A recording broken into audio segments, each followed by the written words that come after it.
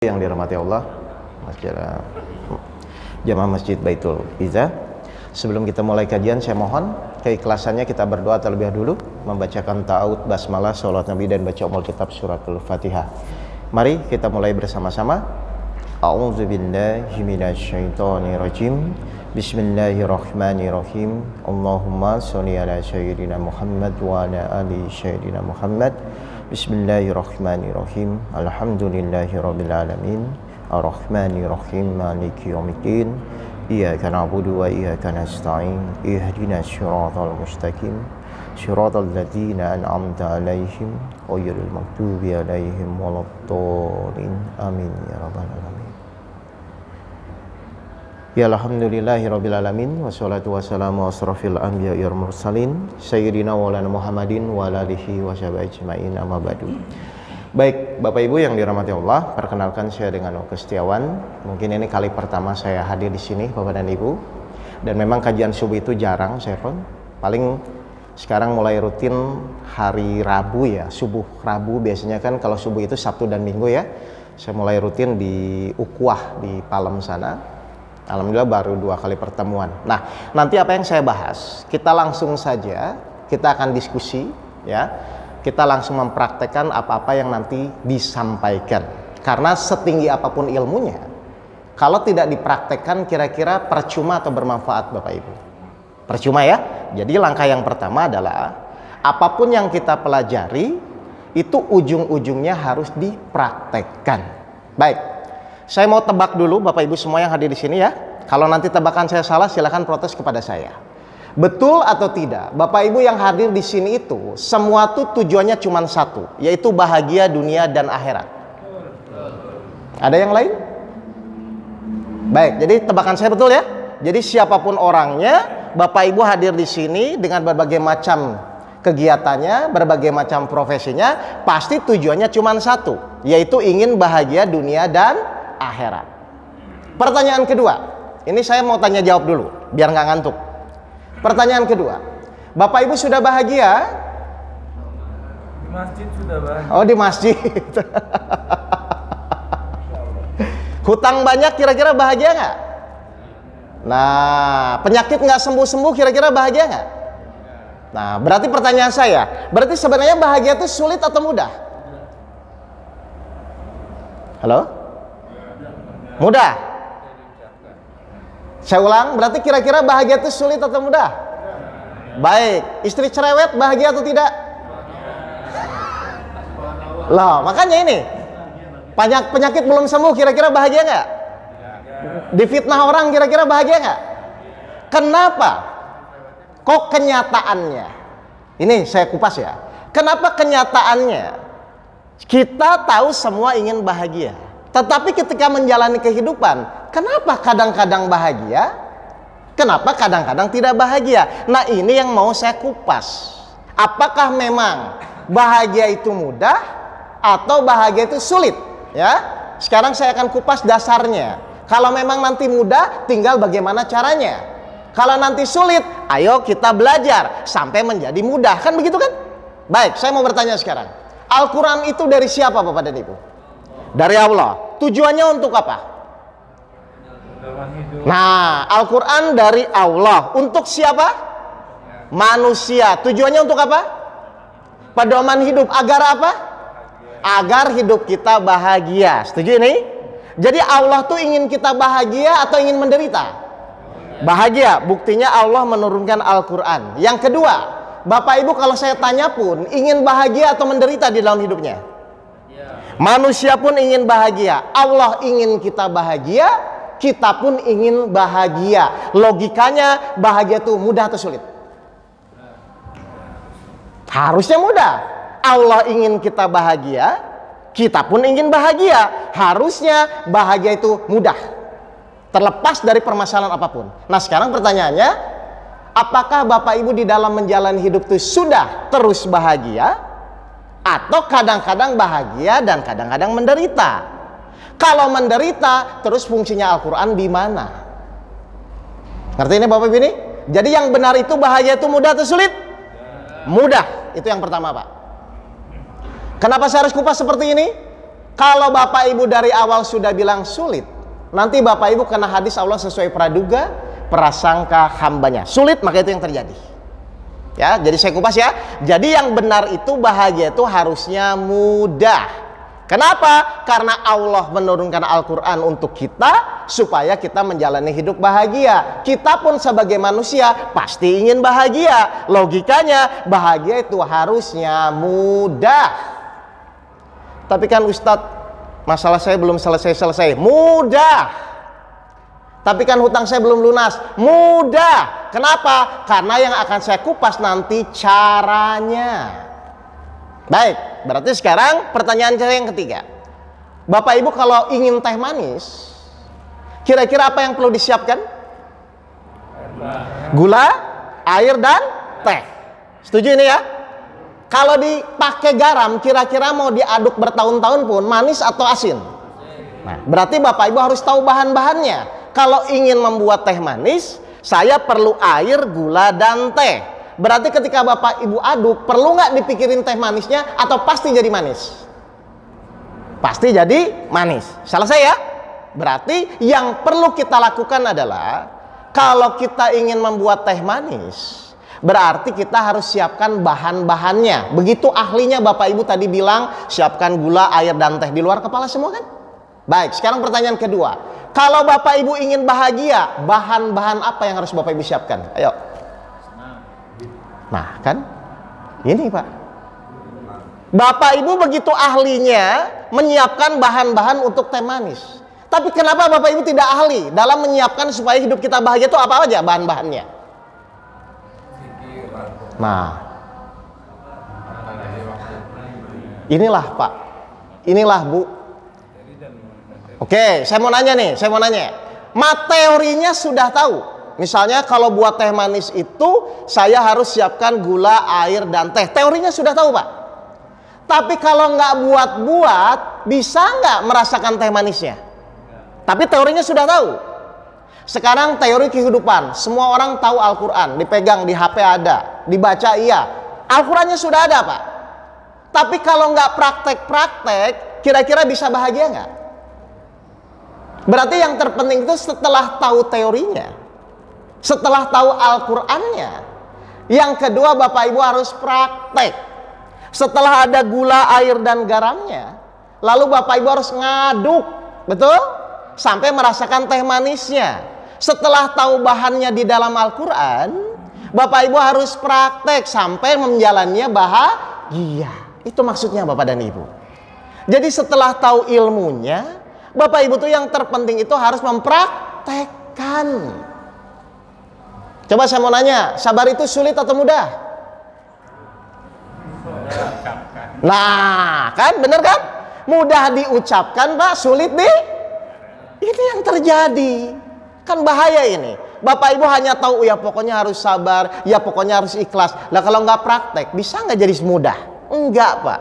Jadi hal yang kedua setelah Bapak Ibu tahu teorinya, ini bagaimana cara mempraktekannya.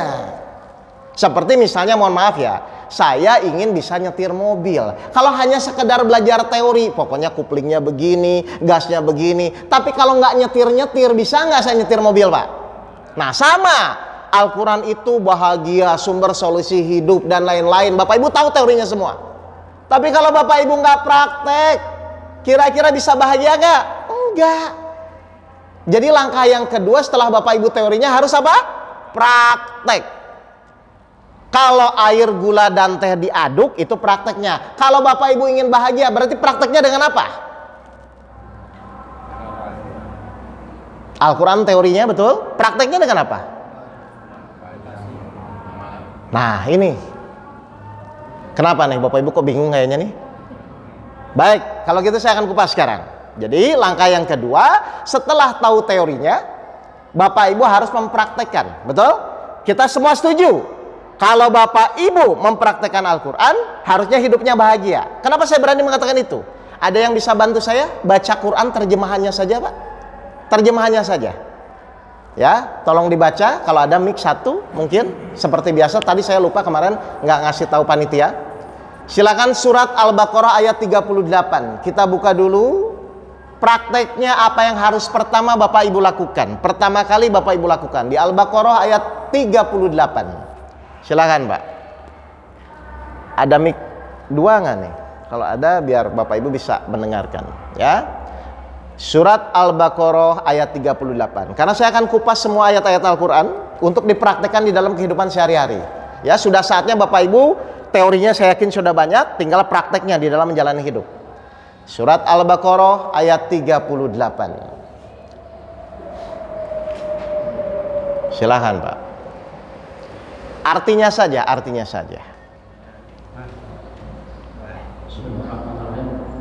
Ya. Kami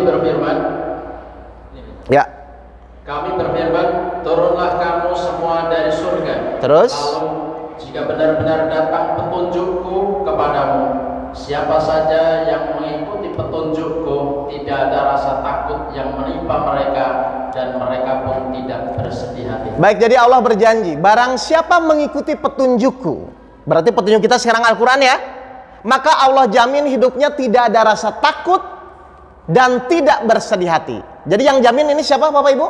Allah. Pertanyaan kedua sekarang, Bapak Ibu masih ada rasa takut dan bersedih hati nggak? Masih. Berarti sudah mengikuti atau kurang mengikuti? Ya, sudah selesai Pak. Jadi Bapak Ibu kalau ingin bahagia, tidak ada cara lain. Bapak Ibu harus mengikuti Al-Quran. Bagaimana caranya? Mari kita kupas bersama-sama. Makanya sekarang saya di sini, ya mohon maaf ya, mungkin ceramah Bapak Ibu sudah sering. Tapi pertanyaan kedua, apa yang terpenting setelah ceramah? Tolak ukur Pak. Jadi ketika Bapak Ibu ngaji, itu tolak ukurnya apa? Harusnya tolak ukurnya apa? Bahagia dunia dan akhirat. Cirinya tidak bersedih hati dan khawatir. Itu tolak ukur Pak. Seperti misalnya saya tidak bisa nyetir mobil. Berarti kalau saya ingin belajar nyetir mobil, tolak ukurnya harus sampai apa? Sampai bisa nyetir mobil. Sekarang saya menjalani kehidupan. Menurut Allah kalau kita mengikuti Al-Quran, tolak ukurnya tidak bersedih hati dan khawatir. Berarti kalau Bapak Ibu masih ada rasa bersedih hati dan khawatir, pasti kurang mengikuti. Kan begitu aja kan? Nah saya mau nanya, sudah berapa lama Bapak Ibu masih ada rasa sedih dan khawatir? Nah terus tolak ukurnya bagaimana? Loh kan tidak mungkin. Kata siapa Allah yang jamin? Oke, satu lagi coba surat 20 ayat 2, surat Toha 20 ayat 2. Surat Toha, nanti mungkin seperti ini ya Pak, saya tuh kajiannya supaya Bapak Ibu paham dulu. Surat 20 ayat 2. Apa kata Allah? Surat Toha. Silakan gantian nggak apa-apa, 20 ayat 2, silakan Pak. Ya, silakan Pak. Ya, mohon maaf ya, saya harus kasih info dulu sebenarnya. Surat 20 ayat 2. Apa kata Allah? Kami tidak menurunkan Al-Quran ini kepadamu agar kamu menjadi sunnah. Jadi susah. Kami tidak menurunkan Al-Quran kepadamu Muhammad agar engkau menjadi susah. Jadi tujuan Al-Quran itu supaya kita susah atau supaya kita bahagia? Lihat ya, Allah menjamin hidup kita harusnya bahagia, dan Allah berjanji barang siapa mengikuti Al-Quran, hidupnya pasti bahagia. Jadi logikanya bahagia itu harusnya mudah. Ustadz, kok saya masih sulit? Ayo kita belajar. Jadi tolak ukur kita ngaji apa Bapak Ibu harusnya? Nanti setelah pulang, bahagia terhadap apapun yang Bapak Ibu terima saat ini. Mau masalah enak, mau masalah tidak enak. Tapi biasanya kalau masalah nggak enak semua ya. Baik, sekarang saya mau bertanya ya, Bapak Ibu tuh kalau saya tanya, ya kan yang membuat Bapak Ibu kurang bahagia itu biasanya banyak masalah, betul? Nah sekarang saya mau bertanya, Bapak Ibu tuh kalau saya tanya, Bapak Ibu tuh senang hidupnya bermasalah atau tidak mau punya masalah? Biasanya, jujur aja, pasti semua orang yang hadir di sini tidak mau punya masalah. Pertanyaan kedua, kira-kira pemikiran itu tuh benar atau salah kira-kira? Lah kalau salah kenapa tadi tidak mau punya masalah? Halo? Baik, kita buka pemikirannya Pak. Apakah pemikiran manusia tidak mau punya masalah itu benar atau salah? 76 ayat 2, silakan. Siapa saja yang mau bantu saya? Artinya saja, 76 ayat 2, surat Al-Ihsan.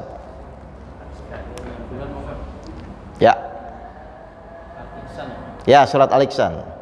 Apakah Bapak Ibu itu boleh berpikir mau punya masalah atau tidak mau punya masalah? Sesungguhnya kami telah menciptakan manusia dari setetes mani yang bercampur, yang kami hendak mengujinya atau Baik, jadi Allah di sini berfirman, sesungguhnya kami akan menciptakan manusia dari setetes mani yang bercampur. Jadi manusianya sudah ada atau belum? Belum, masih setetes mani yang bercampur ya. Dan kami hendak mengujinya. Jadi sebelum kita lahir pun Allah siapkan nggak Pak masalahnya? Siapkan. Berarti manusia yang wajar itu punya masalah atau tidak ada masalah? Nah, berarti kalau Bapak Ibu misalnya sekarang pikirnya tidak mau punya masalah, wajar atau tidak wajar? Jadi Bapak Ibu orang wajar, orang tidak wajar selama ini? Halo? Karena setiap orang itu sebelum Bapak Ibu lahir pun Allah siapkan masalahnya. Berarti kalau manusia nanti Bapak Ibu punya masalah ketika menjalani hidup, itu tuh wajar atau tidak wajar? Nah, yang namanya wajar harusnya biasa-biasa saja atau pusing? Nah, kalau pusing tuh wajar atau tidak wajar? Nah, Bapak Ibu selama ini orang wajar, orang tidak wajar? Nah, kenapa begitu? Ya? Ya silakan. Oh.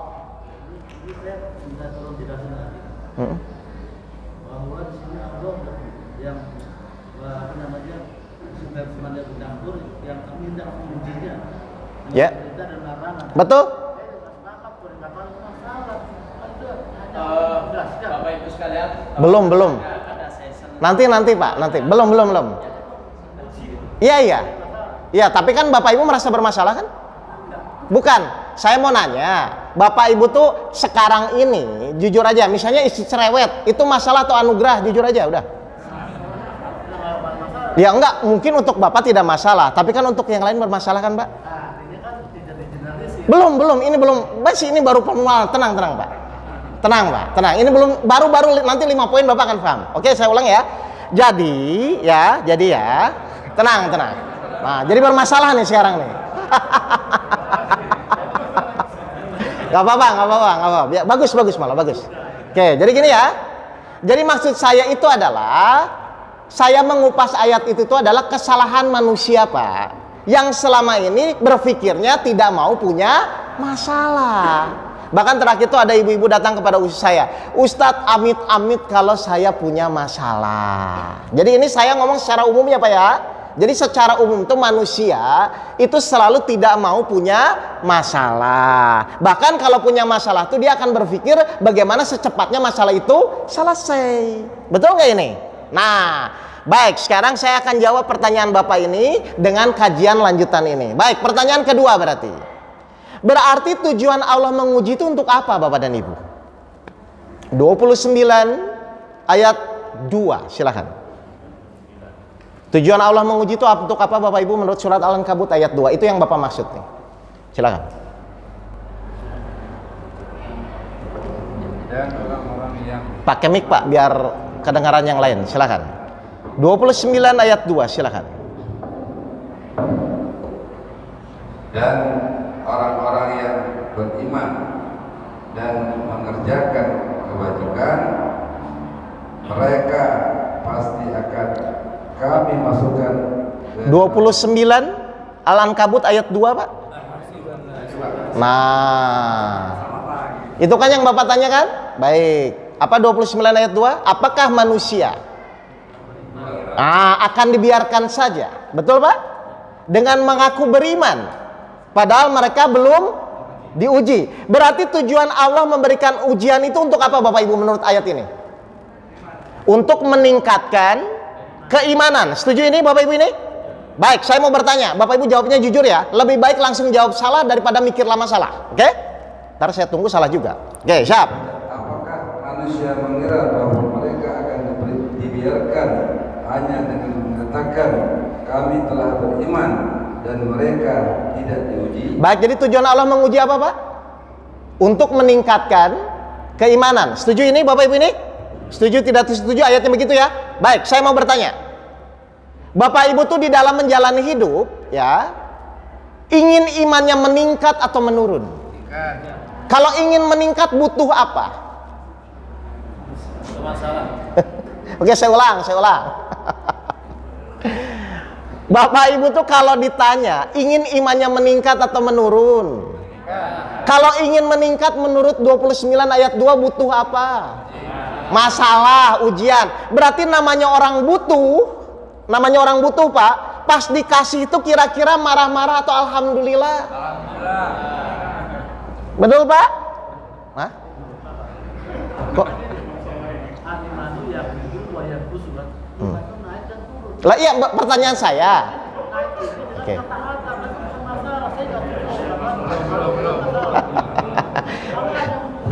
Ya.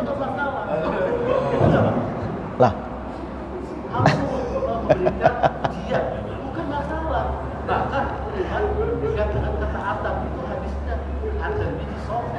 Ya. Lanjut ini? Iya, maksud saya. Oke, kan tadi saya bilang secara Al-Quran di 29 ayat 2 Allah memberikan ujian itu ternyata untuk meningkatkan keimanan. Setuju ini? Nah, jujur saja Bapak dan Ibu, Bapak Ibu tuh di dalam menjalani ujian hidup atau kehidupan itu ingin imannya meningkat atau menurun? Kalau ingin meningkat butuh apa? Masalah atau ujian, kan begitu kan? Berarti ujian itu kita butuhkan atau kita hindari? Nah, namanya orang butuh pas dikasih kira-kira senang atau emosi. Oke, misalnya Bapak Ibu diuji istri cerewet, berarti Bapak Ibu tuh butuh istri yang cerewet atau yang soleh? Nah, berarti ketika istri cerewet itu harusnya alhamdulillah atau emosi? Kenyataannya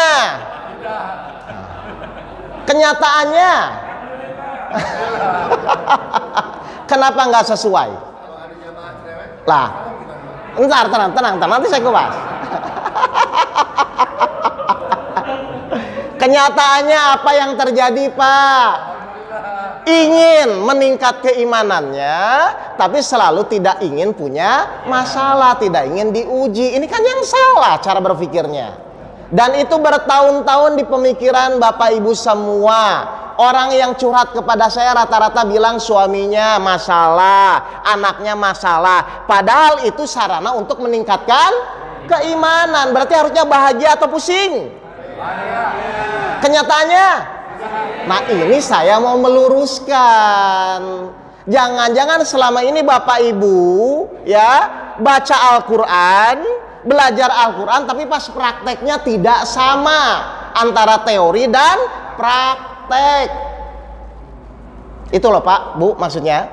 Karena logikanya ketika Allah memberikan ujian, berarti kan sebenarnya Allah percaya Bapak Ibu beriman kan? Mau nggak Bapak Ibu dinilai Allah beriman?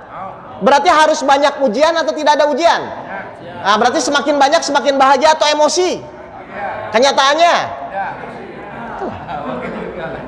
Lah, harusnya kan begitu. Nah, ini saya mau sinkronkan antara pemahaman ayat-ayat Al-Quran dan praktek langsung Bapak Ibu di dalam kehidupan sehari-hari.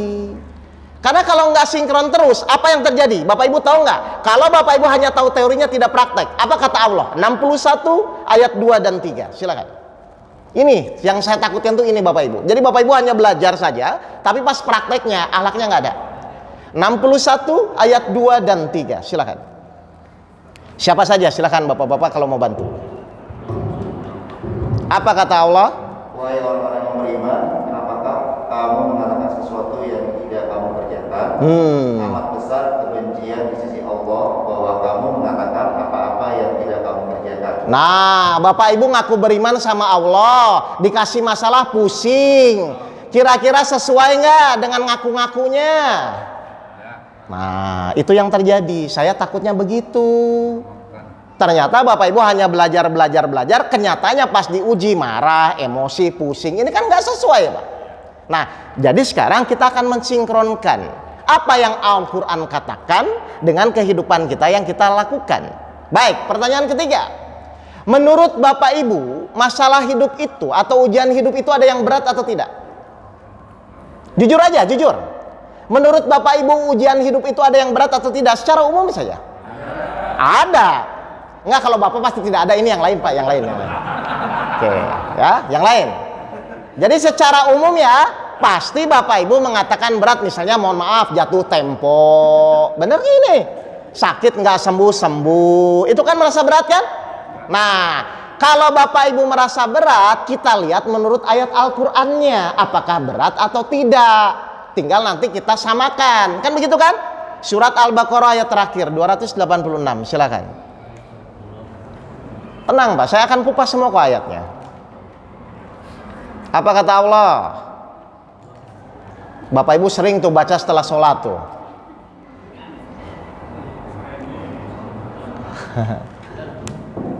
Silakan.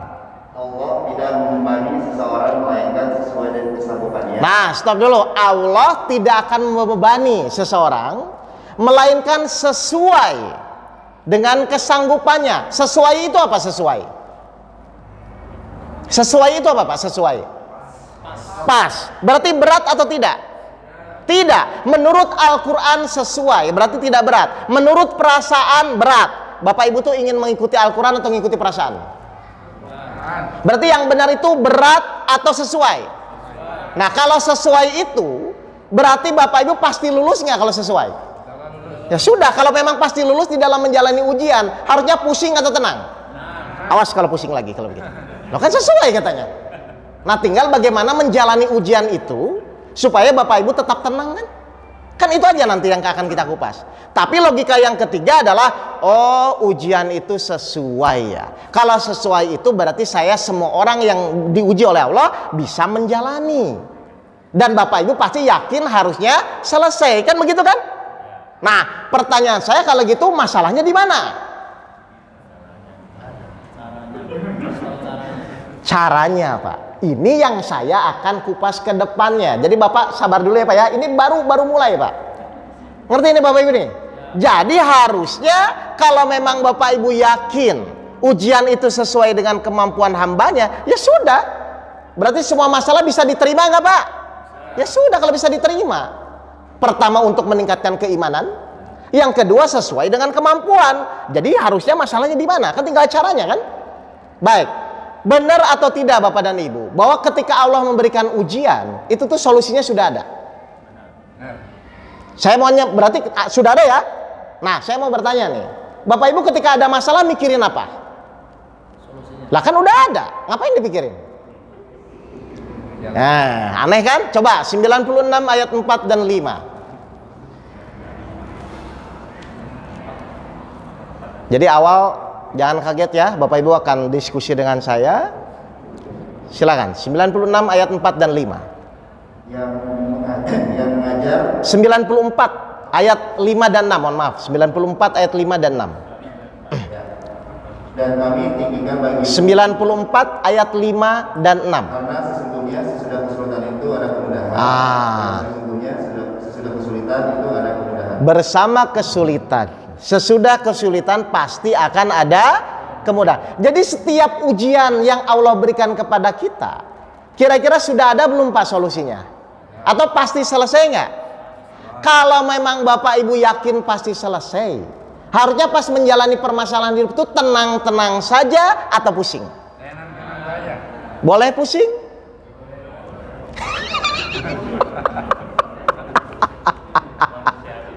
Nah, sekarang saya mau nanya, Bapak Ibu tuh kalau disuruh memilih menjalani ujian, lebih baik pusing atau tenang? Terus kenapa pusing dipertahankan kalau bisa pilih tenang, Pak? Tinggal bagaimana caranya pas menjalani ujian yang tadinya dari pusing menjadi tenang, kan itu aja. Nah, fungsinya Al-Qur'an tuh di situ.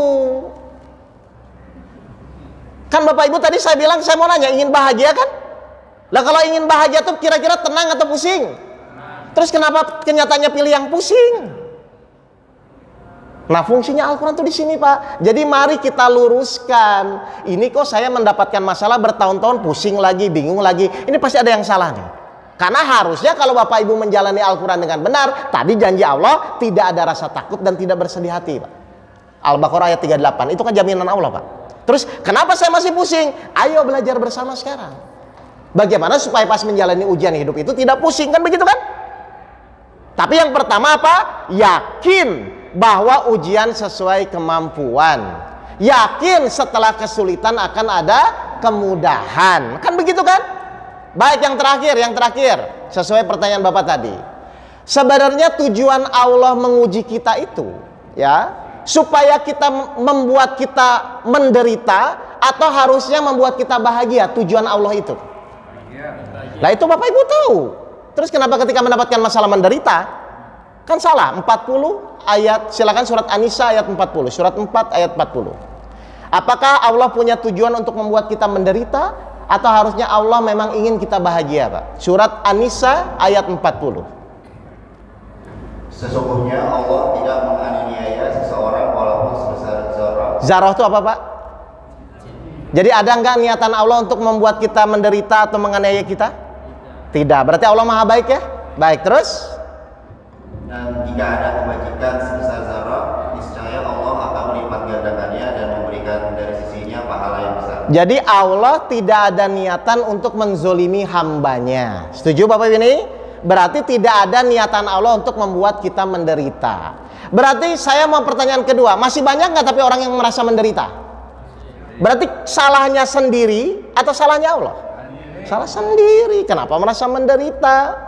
Karena setiap ujian yang Allah berikan itu tidak ada niatan Allah sama sekali membuat kita menderita.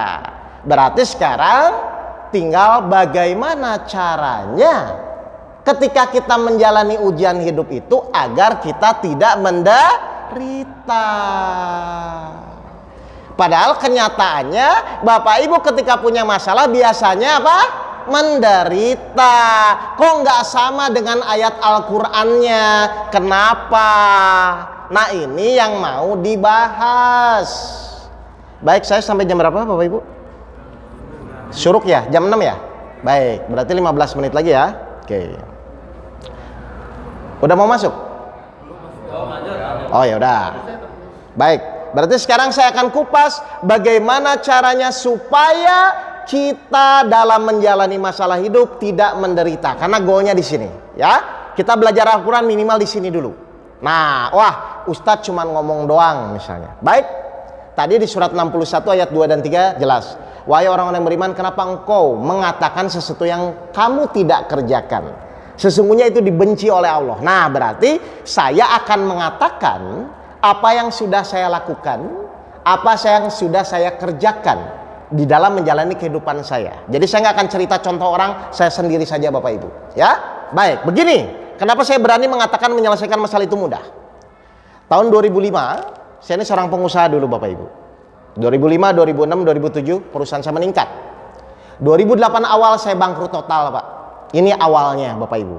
Jadi saya jadi berdakwah begini. Nanti saya ceritakan. 2008 saya bangkrut total. Kira-kira menurut Bapak dan Ibu, pengusaha bangkrut total itu meninggalkan warisan atau hutang? Kok tahu Pak?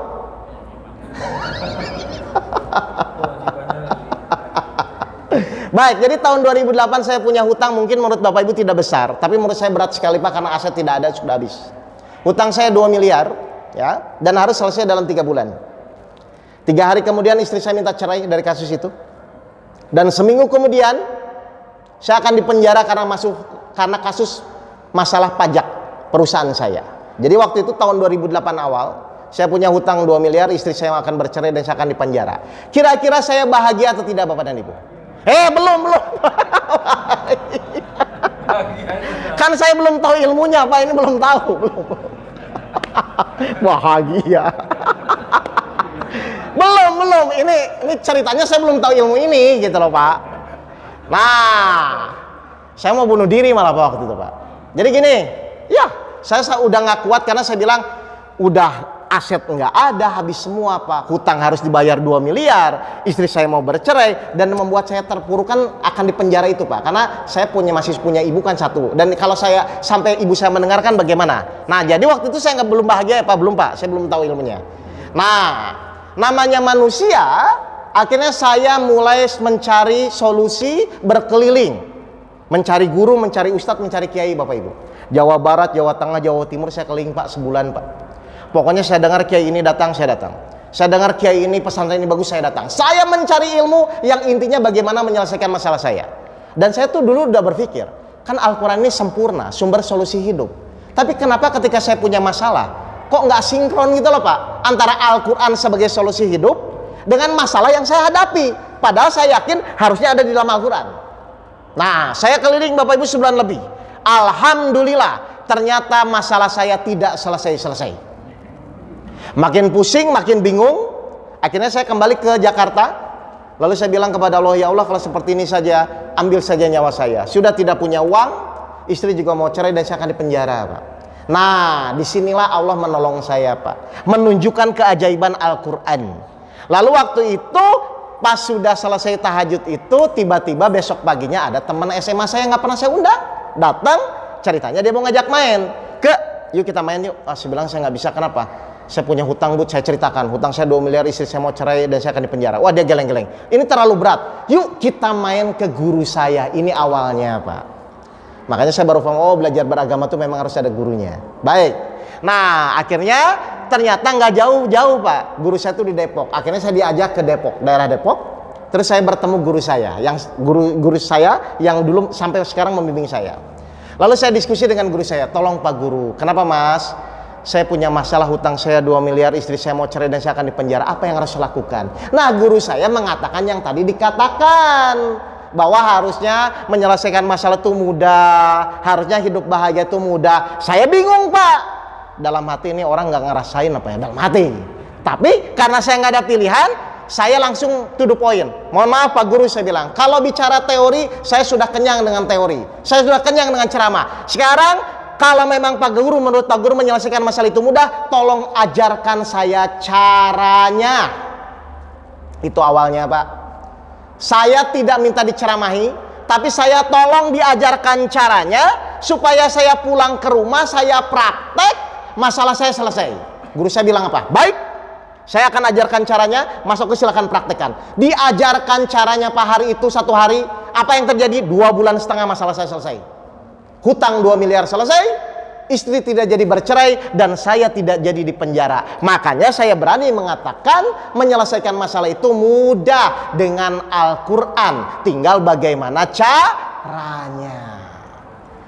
Jadi subuh ini saya sekedar cerita dulu. Ternyata kalau Bapak Ibu benar-benar mempraktekkan Al-Quran nanti, kita akan kupas bagaimana caranya.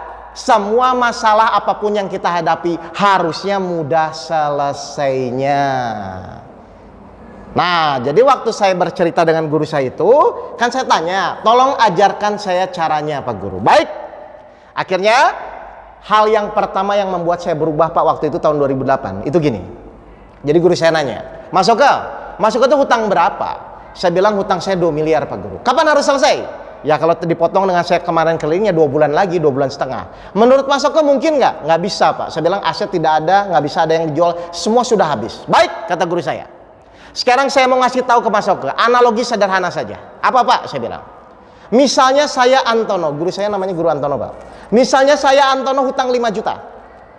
Mas Oke hutang 2 miliar. Kira-kira menurut Bapak dan Ibu, 5 juta dan 2 miliar, lebih cepat mana yang lunasnya? Kira-kira? Secara umum aja. 5 juta kan? Benar nggak? Saya pun jawab gitu Pak.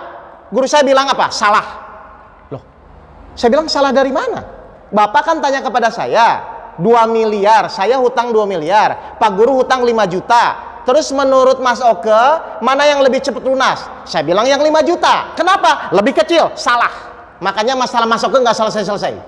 Loh, coba Pak. Menurut Bapak Ibu jawaban saya salah atau benar? Benar. Tapi menurut guru saya salah. Nah, salahnya di mana? Nah, kira-kira menurut Bapak Ibu salahnya di mana? Ini salahnya apa? Saya mau bertanya sekarang. 5 juta misalkan tidak ditolong Allah. 2 miliar ditolong Allah. Kira-kira mana yang lebih cepat lunas? Kenapa tadi bilangnya 5 juta? Diam saya Pak. Iya juga ya. Jadi tidak ada masalah besar. Tidak ada masalah kecil. Masalah besar adalah ketika Allah tidak menolong kita. Masalah kecil adalah ketika Allah menolong kita. Jadi sebesar apapun masalah Bapak dan Ibu, kalau Allah yang menolong, beres atau tidak? Nah, berarti sekarang pertanyaan kedua. Berarti ketika Bapak Ibu punya masalah, harusnya Bapak Ibu tuh fokus bagaimana solusinya, atau bagaimana supaya Allah mau menolong? Biasanya itu bertahun-tahun pola berpikir saya dididik, ternyata salah Pak. Guru saya bilang, Mas Oke mau masalah apapun, hutang 5 juta, 100 juta, 2 miliar, 5 miliar. Kalau Allah yang menolong, pasti beres. Kenapa Mas Oke tidak fokus bagaimana supaya Allah menolong? Ya juga saya bilang. Nah, akhirnya ditanya yang kedua. Sekarang saya mau bertanya ke Mas Oke, bagaimana caranya supaya Allah menolong? Gimana ya saya bilang? Ya sabar, ya sedekah, ya sholat. Sudah saya lakukan. Tapi sudah ditolong belum? Belum. Berarti kita harus cari ayat. Yang ayat itu Allah berjanji sendiri bahwa Allah akan menolong. Kan begitu kan Pak? Pasti ada di dalam Al-Quran. Kira-kira ayat apa menurut Bapak dan Ibu? Surat Al-Baqarah 153. Ya ayyuhallazina amanu ista'inu bisabri wassalah innallaha ma'as-sabirin. Hai orang-orang yang beriman, jadikanlah sabar dan sholat sebagai penolongmu. Innallaha ma'as-sabirin. Sesungguhnya Allah bersama orang-orang yang sabar. Berarti kalau kita ingin ditolong Allah, apa yang harus dilakukan Bapak dan Ibu? Hai orang-orang yang, jadi yang pertama apa Pak? Beriman. Ini yang pertama. Lalu yang kedua sabar yang benar. Yang ketiga sholat yang benar.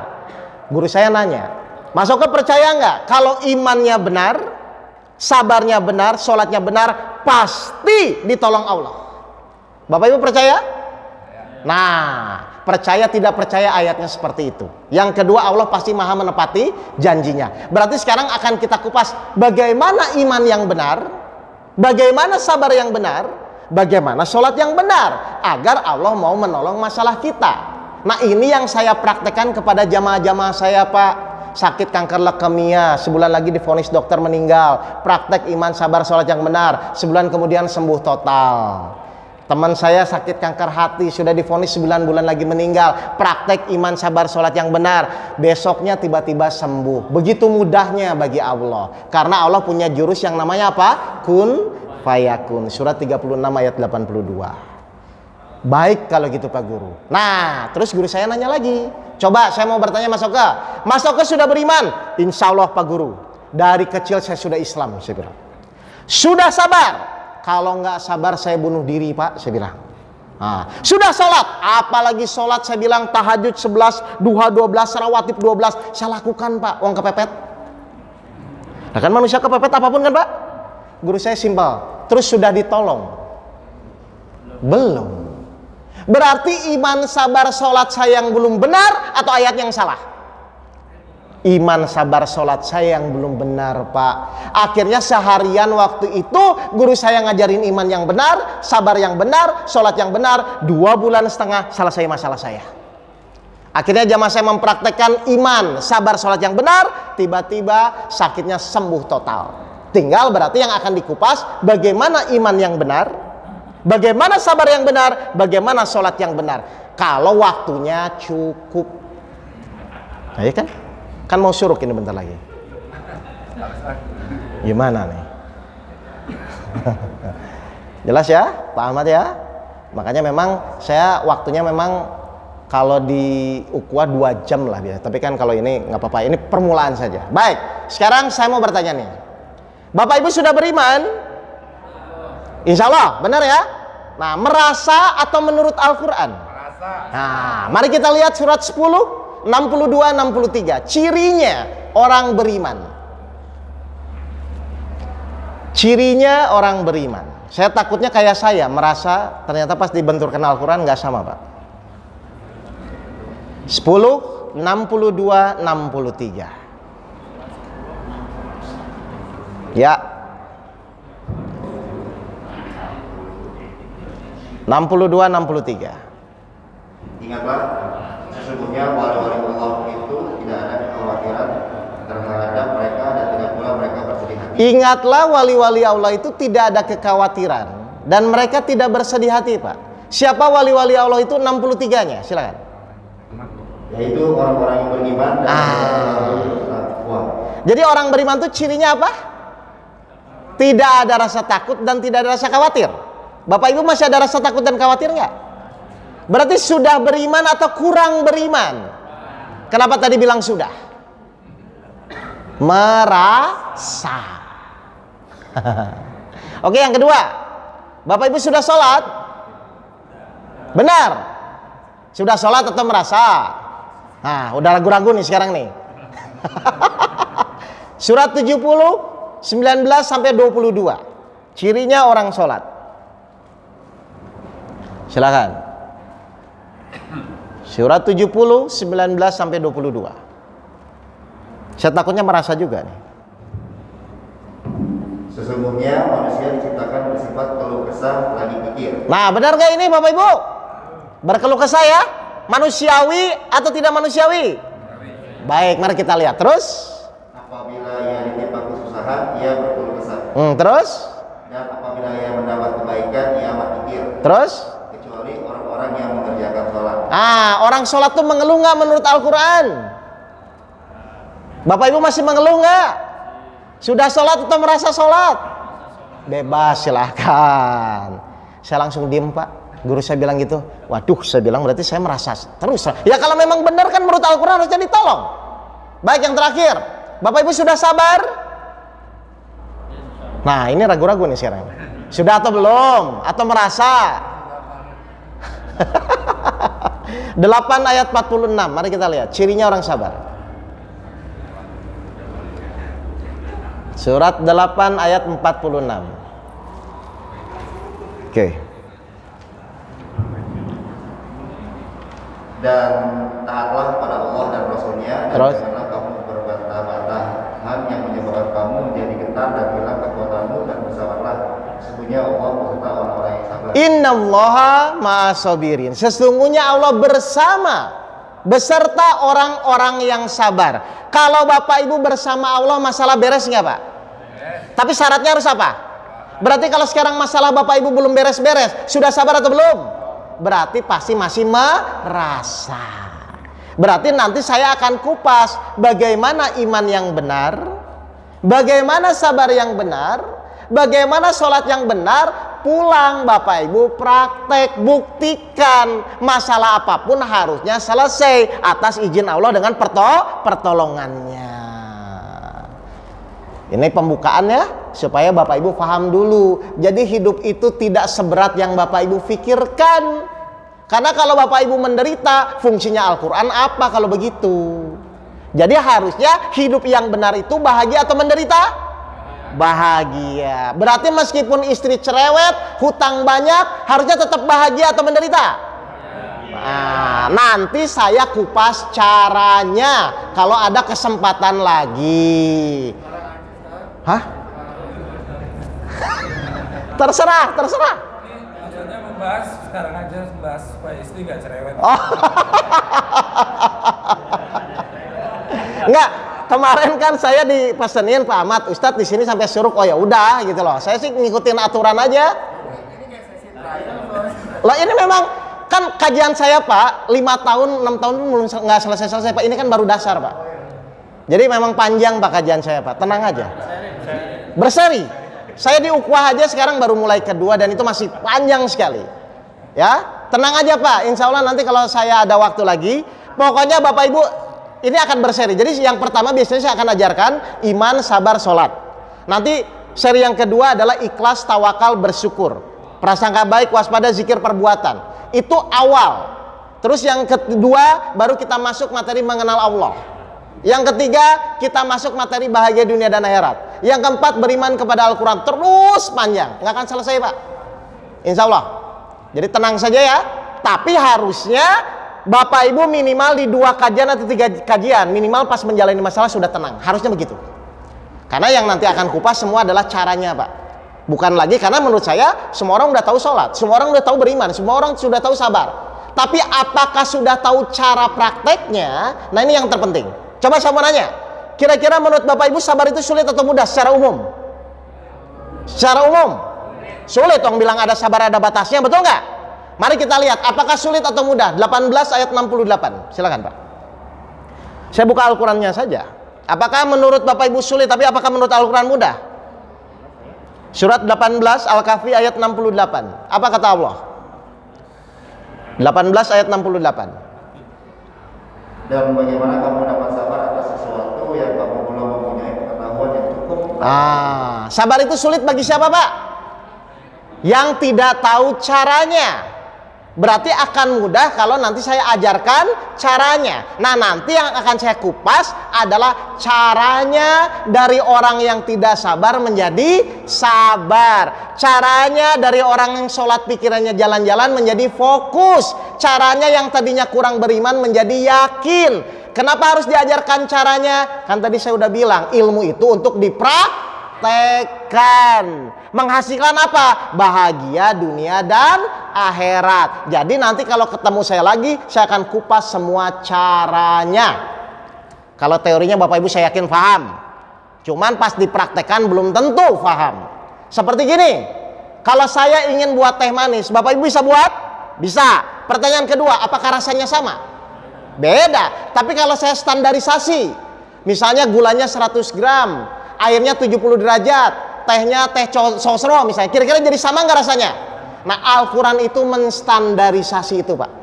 Ya, dari orang yang hidupnya tidak bahagia nanti distandarisasi, insya Allah akan bahagia. Baik, karena waktunya sudah habis, mohon maaf Bapak Ibu. Ya, saya juga nggak mau mengganggu kebiasaan Bapak Ibu jadwal sekarang ini. Silahkan. Sekali lagi saya mohon maaf, ini dimaafkan Bapak Ibu. Pak, dimaafkan Pak.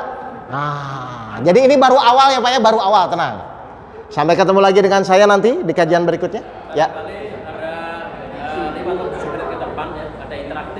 Boleh, silakan kalau mau bertanya. Silakan Pak, silakan.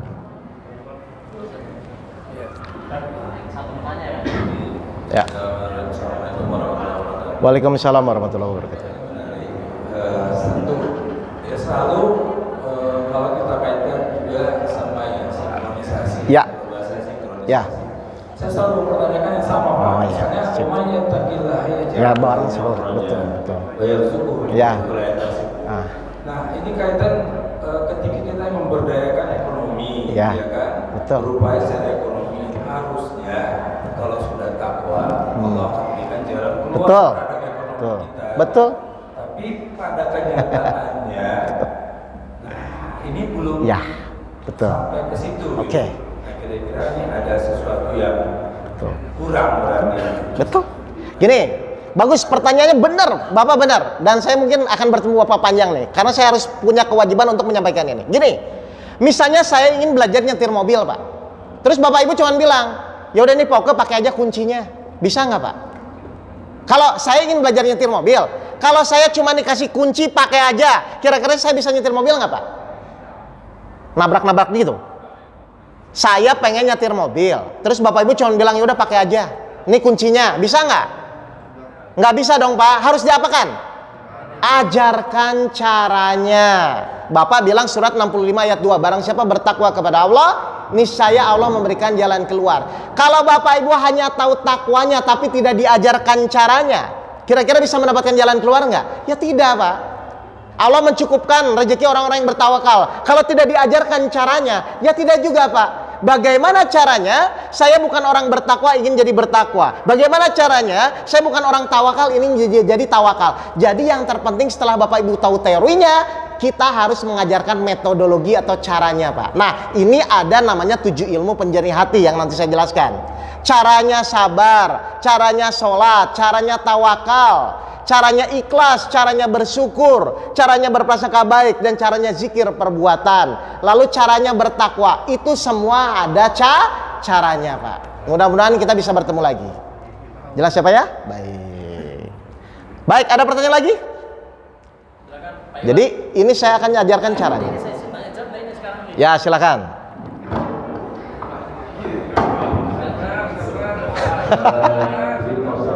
Ya. Bukannya tadi saya cuma ingin klarifikasi aja. Ya. Saya cuma sedikit berbeda. Ya. Allah itu memberikan ujian. Iya. Bukan memberikan masalah cuma itu aja. Baik. Saya ingin berkata, Allah memberikan masalah kan?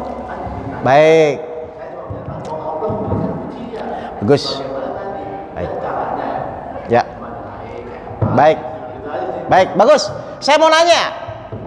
Dari sisi Allah, ujian atau masalah? Dari sisi Allah. Ujian. Dari sisi manusia?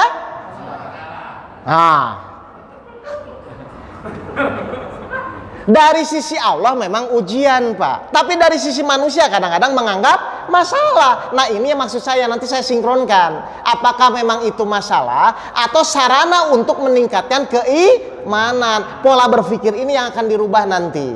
Di mana? Surat 96 ayat 4. Nanti, Pak, itu lanjutan lah. Saya ngerti, kan dari sisi kita masalah kan? Dari sisi Allah, tapi itu ujian. Kenapa selama ini nggak sama? Gitu. Oh, nah sinkron, harusnya sinkron. Al-Quran kan walana berbuat. Nah, betul. Untuk menjawab Bapak ini aja, Pak. Harusnya begitu, cuman kan. Satu lagi, Bapak. Oh, silakan. Satu lagi pertanyaan ada? Oh, ibu-ibu ya? Iya, betul lah harusnya sih. Ya harusnya semua nanti nggak ada masalah. Memang semua nggak ada masalah sebenarnya.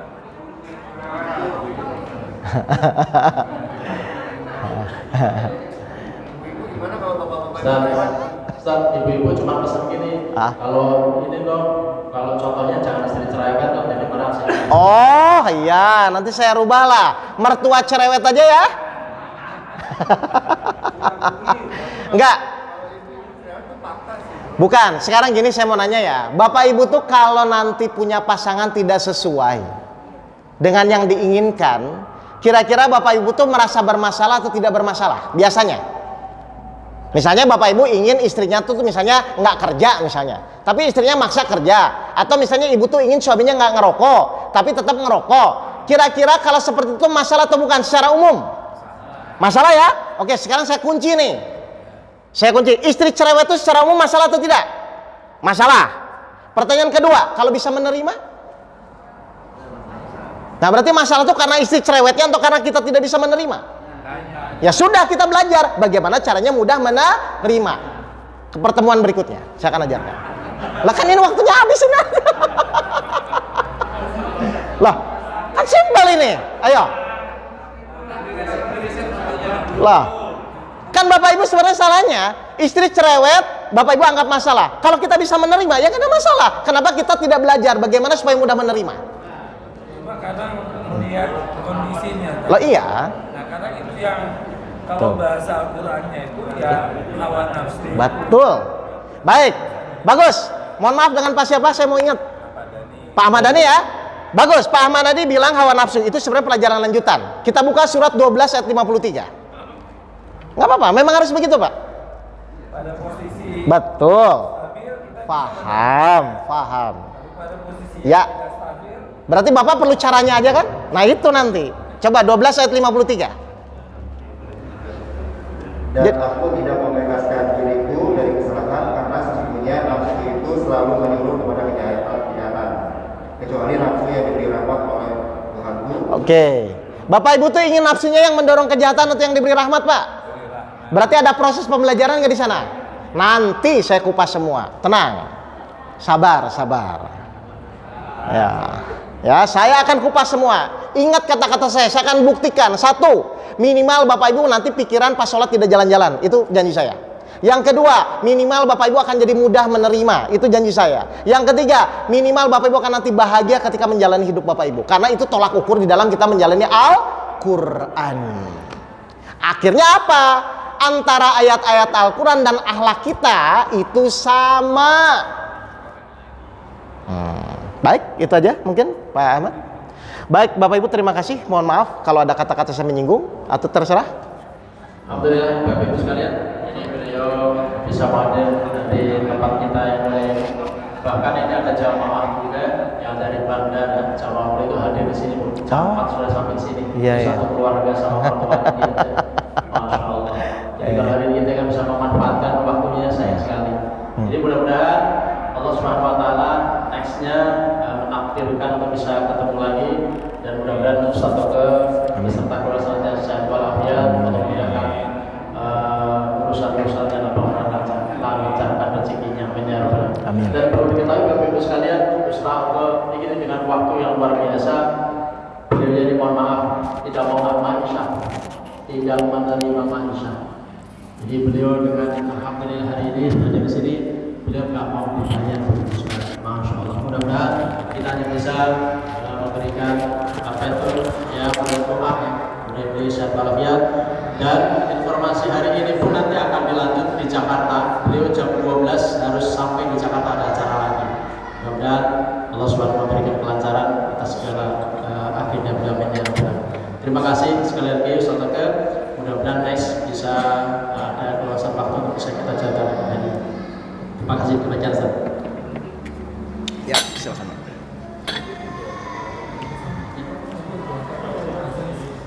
Tutup doa kafaratul masjid. Oh iya.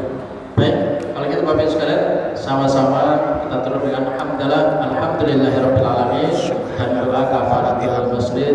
Subhanallah wa bihamdika asyhadu an la ilaha illa anta astaghfiruka wa atubu ilaik. Wassalamualaikum